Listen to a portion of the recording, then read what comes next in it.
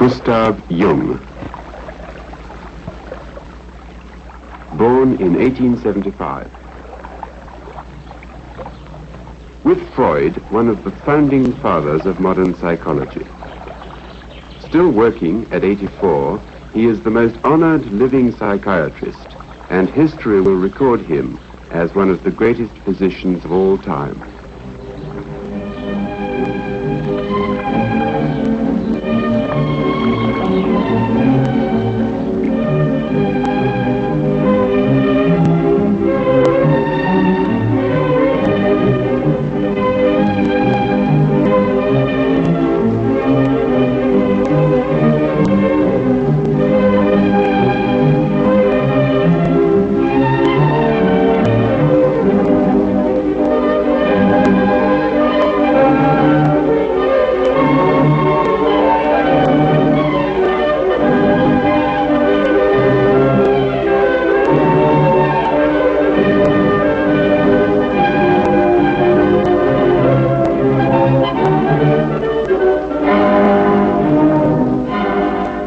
Jung, how many years have you lived in this lovely house by the lake at Zurich?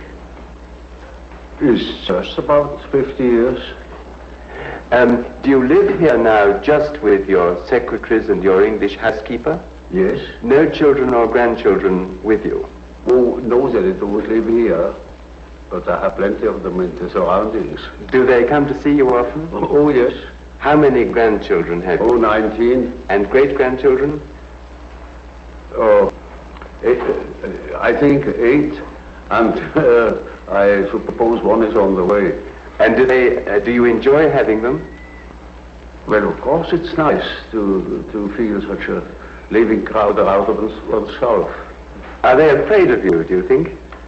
I don't think so. If you would know my grandchildren, they wouldn't think so. What? They steal my things. Even my hat that belongs to me that I stole the other day. Now, can I take you back to your own childhood? Do you remember the occasion when you first felt consciousness of your own individual self? That was in my 11th year. There I suddenly, on my way to school, I stepped out of a mist. It was just as if I had been in a mist, walking in a mist, and I stepped out of it, and I knew I am what I am. And then I thought, but what have I been before? And then I found that I had been in a mist, not knowing to differentiate myself from things. I was just one thing among many things. Now, was that associated with any particular episode in your life, or was it just a normal function of adolescence? Well, that's difficult to say. As far as I can remember, nothing had happened before that would explain this sudden coming to consciousness. You hadn't, for instance, been quarreling with your parents or anything? No. What memories have you of your parents? Were they strict and old-fashioned in the way they brought you up? Oh, well, you know, they belonged to the later parts of the Middle Ages. And my father was a parson in the country, and you can imagine what people were then, you know, in the 70s of the past century. They had the convictions in which people have lived since 1,800 years. How did he try to impress these convictions on you? Did he punish you, for instance? Oh, no, not at all. No, he was very liberal, and he was most tolerant, most understanding. Which did you get on with more intimately, your father or your mother? That's difficult to say. Of course, one is always more intimate with the mother. But when it comes to the personal feeling, I had a better relation to my father who was predictable. Then with my mother, who was, to me, a very problematical something.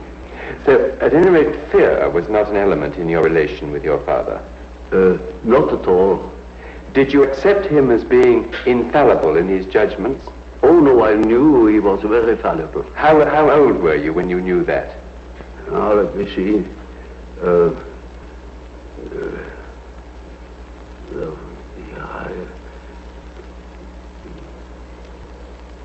Perhaps 11 or 12 years old. It was hanging together with the fact that I knew I was. And from then on, I saw that my father was different. Yes. So the moment of self-revelation was closely connected with realizing the fallibility of your parents. Yes, one could say so. Now, but I realized that I had fear of my mother, but not during the day. There she was quite known to me and predictable, but in the night I had fear of my mother. And can you remember why? Can you remember what that I have not the slightest idea why. No. What about your school days now? Were you happy at school as a schoolboy? In the beginning I was very happy to have companions, you know, because before I had been very lonely. We lived in the country and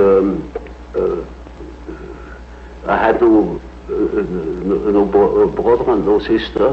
My sister was born very much later when I was 9 years old. And so I was used to be alone, but I missed it. I missed company. And in school it was wonderful to have company. But soon, you know, in a country school, naturally, I was far ahead. And then I began to be bored. What sort of religious upbringing did your father give you? Oh, we were Swiss Reformed. And did he make you attend church regularly? Oh, well, that was quite natural. Yes. Everybody went to church on Sunday. And did you believe in God? Oh, yes. Do you now believe in God? Now? Difficult to answer. I know. I don't need to believe. I know. Well, now, turning to the next staging point in your life, what made you decide to become a doctor? That was in the first place a merely opportunistic choice. Originally, I wanted to be an archaeologist, Assyriology, Egyptology, something of the sort. I hadn't the money. The study was too expensive. So my second love then belonged to nature, particularly zoology. When I began my studies, I inscribed in the so-called philosophical faculty 2, that means natural sciences. But then I soon saw that the career that was before me would make a schoolmaster of me. I never thought I had any chance to get any further because we had no money at all. And then I saw that didn't suit my expectations, you know. I didn't want to become a schoolmaster. Teaching was not just what I was looking for.